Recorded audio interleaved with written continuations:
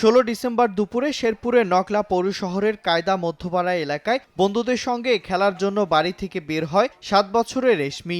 এরপর বাড়ি ফিরে না আসায় খোঁজাখুঁজি শুরু করেন স্বজনরা। পরদিন থানায় মামলা করা হয়। 4 দিন পর শনিবার সকালে বাড়ির পাশে পুকুর থেকে তার মরদেহ উদ্ধার করা হয়।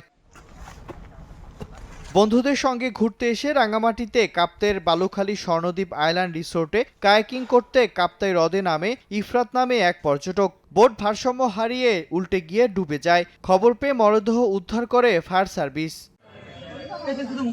সাতক্ষীরার শ্যামনগরে জমি নিয়ে বিরোধের জেরে চিংড়ি চাষী গোলাম হোসেনকে কুপিয়ে হত্যার ঘটনায় 9 জনকে গ্রেফতার করেছে পুলিশ।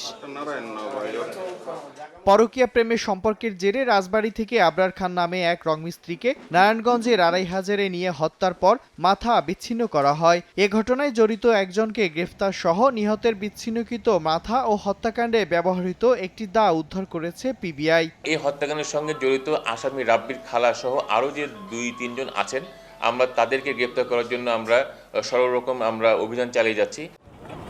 কিশোরগঞ্জের ভৈরবে বাঁশবাজার বেড়িবাঁধের নিচে এক ব্যক্তির মরদেহ দেখতে পান স্থানীয়রা। খবর পেয়ে লাশটি উদ্ধার করে সৈয়দ নজরুল ইসলাম মেডিকেল কলেজ হাসপাতালের মর্গে পাঠায় পুলিশ। নিহতের পকেটে মদের লাইসেন্স থেকে তার পরিচয় শনাক্ত করা হয়। মিরন আহমেদ, সময় সংবাদ।